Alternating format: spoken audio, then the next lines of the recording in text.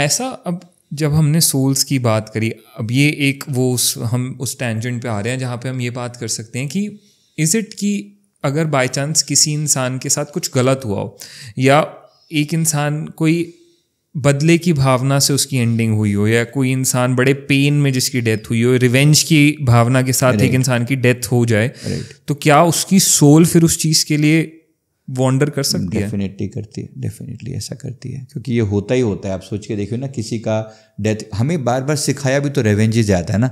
बॉलीवुड की सारी movies revenge के साथ ही होती हैं, कहीं ना कहीं बदले का बदला, बुरा किया तो बुरा कर दो उसके साथ। ऐसा नहीं, हर जगह ऐसा नहीं होता, कहीं ना कहीं माफ़ करके आगे मूव ऑन भी करना होता है।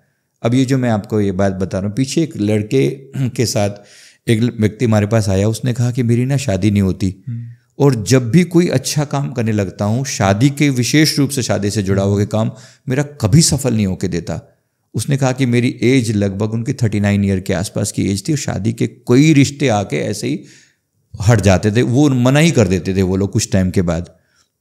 अब हमने जब देखा तो उस व्यक्ति का जो पास्ट हमने चेक किया, इस बंदे के साथ क्या था कि किसी पिछले जीवन में इसने, ये किसी अमीर घर में का लड़का था, और इसने किसी लड़के के साथ कुछ प्रॉमिस किया था, कहीं ना कहीं ये लोग फिजिकली भी इन्वॉल्व थे, लेकिन इसने उसके साथ प्रॉमिस किया था कि हम लोग एक दूसरे का शादी करेंगे और एक दूसरे का साथ निभाएंगे।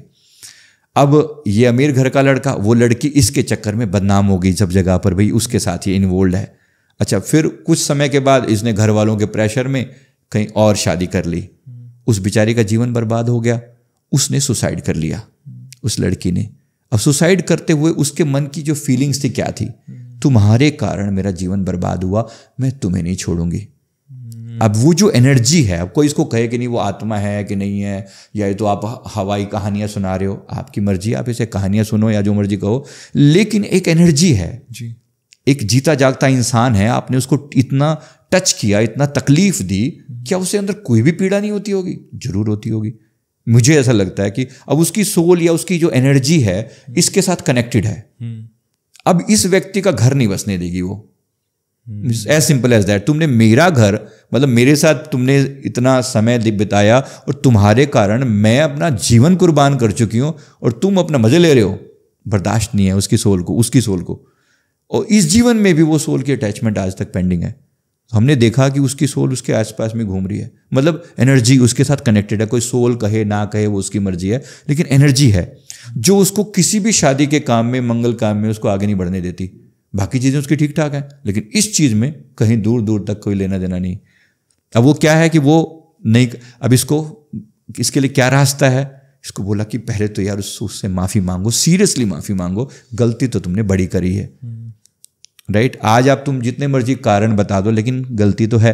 फिर उसने कान पकड़े, माफ़ियाँ मांगी बार बार उस सोल के प्रति कि भाई मुझे माफ़ कर दो, होगी गलती जो भी होगी, लेकिन अब तुम भी क्यों अपने आप को बर्बाद कर रही हो? बचा कुचा जो जीवन है, मतलब जीवन तो क्या है, लेकिन मृत्यु के बाद भी तुम भी दुखी हो और मुझे भी दुखी कर रही हो, ना तुम्हारा कुछ हो रहा ना मेरा कुछ हो रहा, तो मुझे माफ़ करो। ऐसा करके उसने बार बार क्षमा मांगी। तो फिर वो सोल कुछ टाइम के बाद एक लाइट में कन्वर्ट होती हुई दिखाई दी।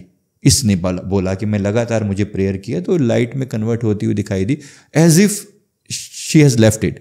और उसके बाद जो है इसने कहा कि जीवन चेंज हुआ, मतलब मेरा जो जीवन है वो बदला। तो कहीं ना कहीं एनर्जी है, बहुत काउंट करती है। आप किसी को भी तकलीफ दे रहे हो तो मल्टीप्लाई होकर घूम फिर के वापस आनी है। तो सोल का ये जो जर्नी है, जो बीच में जो आपने कहा रिवेंज वाली जो फीलिंग है ना, जो जिस फीलिंग के साथ मर रहा है ना, वो फीलिंग के साथ वो लंबे समय तक वो सोल उसी एनर्जी जोन में रहती है।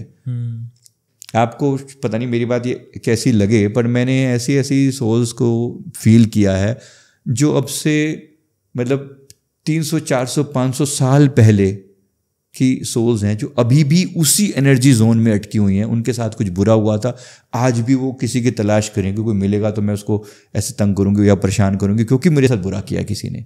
वो सोल मतलब अभी तक रीबर्थ हुआ ही नहीं, रीबर्थ हुआ ही नहीं, वो अभी भी यहीं पे ही हैं। ऐसी बहुत हैं सोल। इन्हीं को हम नॉर्मली भूत प्रेत, डरावनी भाषा या कुछ भी हम यूज़ करते हैं, हम कहते हैं ना, मैं तो सोल वाली भाषा सिंपल कह रहा हूँ, लेकिन लोग इसी को भूत प्रेत फलाना ढिमका ये जो बातें बोल, ये एक्चुअली यही है।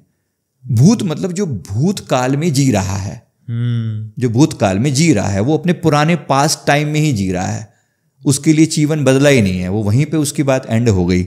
उसने कहा कि इसके बाद चीज़ें ग्रो नहीं हुई, तो वो उसी को हम भूत बोल देते हैं। तो बस ये है कि भाई हम ऐसी कोई गलती ना करें जहाँ पर हम अपनी रिवेंजफुल वाली स्थिति के साथ हम जाएं दुनिया से ना। कभी कभी जो रिवेंज होता है ना, ये आपकी जनरेशन्स को तकलीफ देता है, बहुत तकलीफ देता है। एक बंदे का मेरे पास आया कि उसने बोला कि मेरे पूरे परिवार को स्किन डिजीज़ है, पूरे परिवार को, एक को नहीं, दो को नहीं, कईयों को, परिवार में हर बंदे को लगभग स्किन डिजीज़ है। और स्किन भी ऐसी जैसे जलन होती है पूरी स्किन में, और कोई ट्रीटमेंट काम नहीं करता। तो इसका जब हमने पास्ट देखा तो हमें पता चला कि इनके दादाजी के जो पिताजी, शायद परदादा जैसे कहूँ तो, परदादा के उनके जीवन में वहाँ पर उस समय में कोई लड़की ब्याह करके आई, शादी करके आई उनके परिवार में, और दहेज का चक्कर जैसे सदा से हमारे यहाँ पर एक बीमारी की तरह से रहा है, तो वो दहेज की वजह से उसको प्रताड़ित किया गया कि इसकी। अब फिर उसके इन्होंने डिसाइड किया कि जब दहेज नहीं दे रही है या उसके पिताजी नहीं मान रहे हैं तो इसको मार दिया जाए और इसकी दोबारा शादी की जाए। तो ऐसा करके उन्होंने एक बार उसको ऐसे उसके ऊपर वो केरोसिन वगैरह डाल के, और जो भी उसको मारने वारने का, अब वो जो उसको जब बॉडी पे जो पेन हो रहा है, जब उसको जला रहे हैं उसके बॉडी को, तो उसको पेन जो हो रहा है वो चीख रही है वो उस समय में। तब उसने मरते हुए कसम खाई थी, जिस पीड़ा से जो मेरे को आज मेरी शरीर जल रहा है ना, तुम्हारी 7 पीढ़ियां ऐसे ही जलेंगी, 7 पीढ़ियां ऐसे ही जलेंगी। और ये कहा, ये बात घटना है अब से 3 पीढ़ी पहले की, समझो, परदादा के लेवल की। तो उससे फिर दादा, फिर दादा से पिताजी, पिताजी से इनके, और इनकी अगली जनरेशन को भी वो तकलीफ है। मैंने कहा कि अब देखो ये तकलीफ जनरेशनल पीड़ा बन गई, क्योंकि आपने कर्स हुआ आपके ऊपर। अभी इसी कर्स को कुछ लोग शनि का प्रभाव बोल देंगे, अगर आप इसको ज्योतिष की भाषा में कहेंगे तो आपकी फैमिली कर्स है आपके ऊपर, ऐसा बोला जा सकता है, या मंगल का या शनि का जो भी मतलब प्रभाव है, शुक्र का प्रभाव है, वटावर। तो बात क्या हो रही है यहाँ पर कि इस समय आप जो चीज़ झेल रहे हो ना, अब इसका कोई ना कोई तो रेप्लिकेशन होगा ना। माफ़ी मांगो, कुछ करो, वहाँ से निकलो ना बाहर। तो इनकी एक पीढ़ी को बार बार उस सोल के साथ, उस आत्मा के साथ माफ़ी मांगनी चाहिए। और जहाँ तक हो सके स्किन डिजीज़ के लिए, मतलब ऐसी किसी सोल को किसी स्त्री के साथ दोबारा कैसा बुरा ना हो, इसके ऊपर कुछ काम करना चाहिए। मतलब डाउरी को रोकने के लिए कुछ ना कुछ इनको प्रयास करना चाहिए। वो सारे प्रयास जो होंगे वो इनको इस जीवन से, इस गलती से मुक्त करेंगे, इस टाइप से।